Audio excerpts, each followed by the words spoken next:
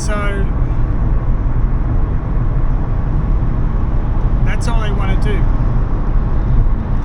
They just don't want us to discredit them in any way. We're heading down a very dark path. And it just seems like people just don't see what's happening. Look at what's happening. We're about, a lot of people are about to lose their homes if the Reserve Bank lifts interest rates. On variable home loan interest rates, people are so overgeared now. Whoa, slow down.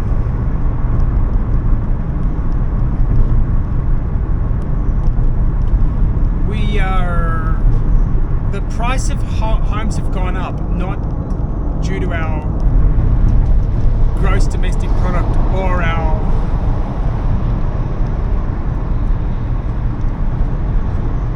what are you going to do? Man, don't act tough like that. 828AF7. Don't ever act tough. You never know who's, there's a couple of things. Always know the outcome of your action before you act. Some people just don't realize there are, you might act tough, but there are people that are very tough. And they might be, it's like, what's his name? Eddie Hall, one of the strongest men in the world. He comes across as a complete sweetheart, gentleman, nice guy. He wouldn't hurt a soul. Right? But would you start something with him? No, of course not. But if you're in a car and you're flashing the lights because I'm doing 90 instead of 100, because I can't drive over 100 in this car.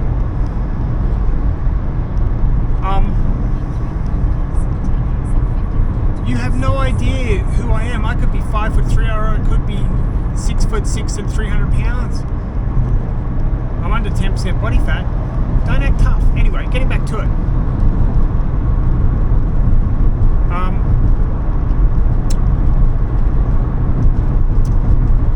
If interest rates go up, people are going to start defaulting on these home loans because the price went up, not because their salaries went up. They've been stagnant since 2010. But it's because the demand has increased so much because we've had so much migration and absolutely no infrastructure development whatsoever. We just don't have it.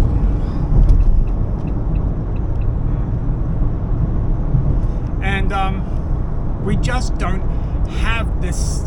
It has to be a one-to-one basis, but we just don't have it.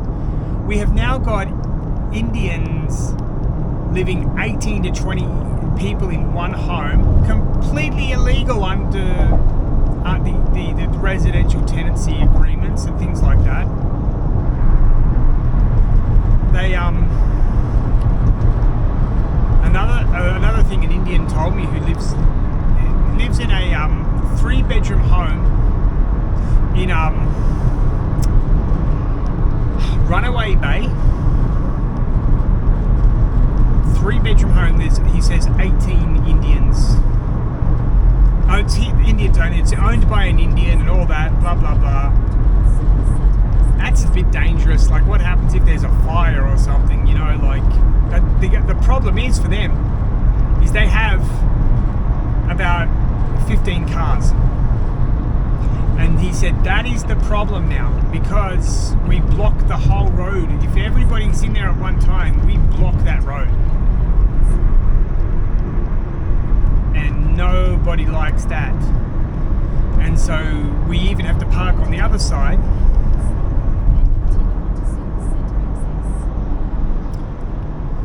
Oh, that's where I'm supposed to go down. I always get confused by this one. And he was saying that they have to park on the other side of this park. And this guy's a nice guy. He doesn't mean any harm. He just came to Australia to work. Not going to mention his job, but he drives a lot, and Yeah, he was saying to me that they have to park on the other side of the park where the home is that they rent, and everybody knows they're doing it. They call the police and nothing happens because what are the police? You know, they're not going to try to get rid of, you know, all these people because they have nowhere to go. And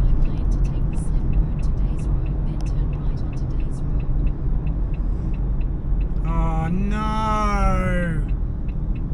I just do not know where I'm going. There's too many roads and everything in this world now. You know, there's just too much of this stuff. Australia's had too much radical change.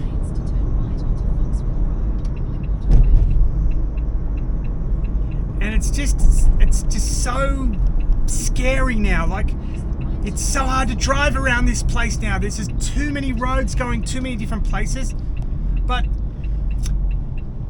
he was saying to me, he was saying to me that they're definitely not the only one. These places exist everywhere. And they're all safe houses for Indians because if someone's told to move, they can quickly move into another one.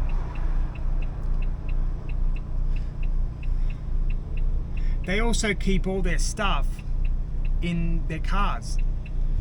So when they do have to go, they don't keep a lot of clothes there. Because for 18 people in a house, they just don't have the room. And it's just happening more and more. Is this the Australia that we all signed up for? We were born into? No, it's not. But again, we don't have room for the people coming. So where are we going to find room for Australians? Are we Australian first or are we not? Well, the Australian federal government has proven it could not care less. The Uni Party. Anywhere Islam goes, it can become problematic. One of the interesting things that I notice is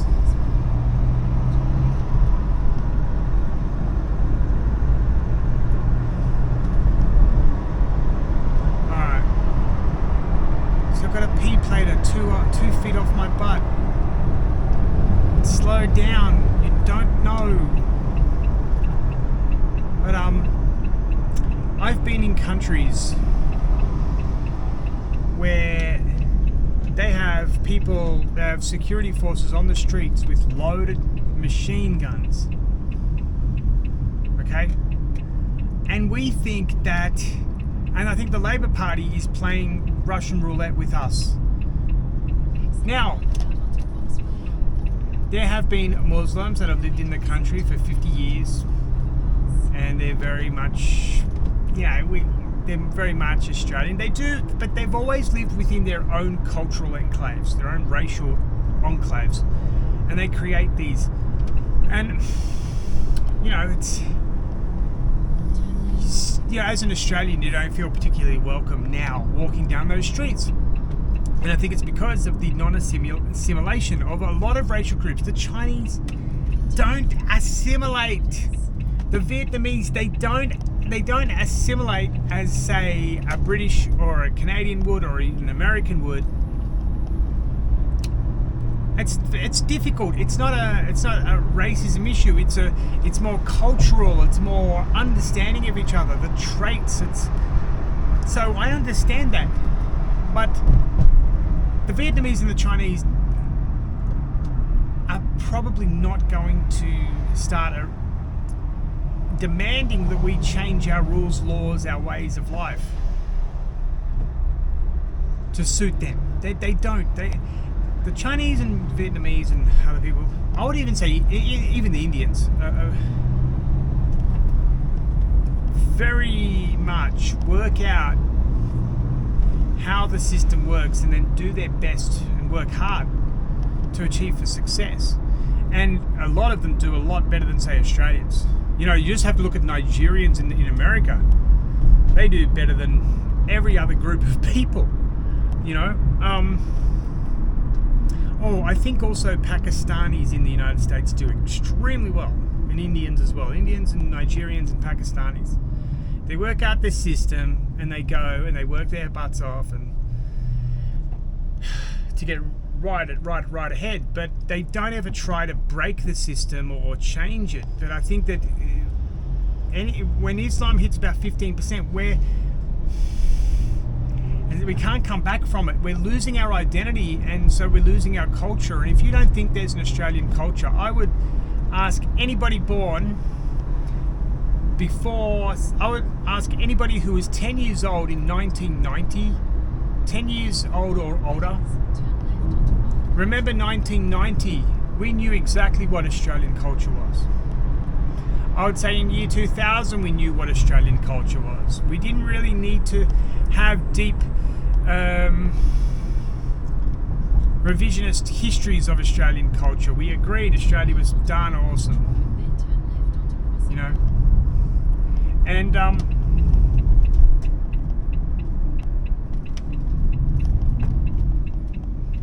and now it's like we have these cultural Marxists that just want to eat us alive. Why though? We need to basically have a referendum on a lot of things in Australia. We can't trust the politicians anymore. We should have a migration limit every year, 0 to 100,000, 100,000 to 300,000 for the next 12 years per year, you know. How are we going to get more people into homes? More Australians. Your destination is on the right. Who knows? Anyway, good people, I better go. I'm going to park my car. Remember, stay safe, be good. Don't say anything stupid. And always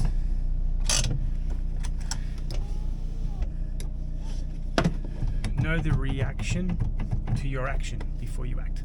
Alright, see you later, good people. Bye for now.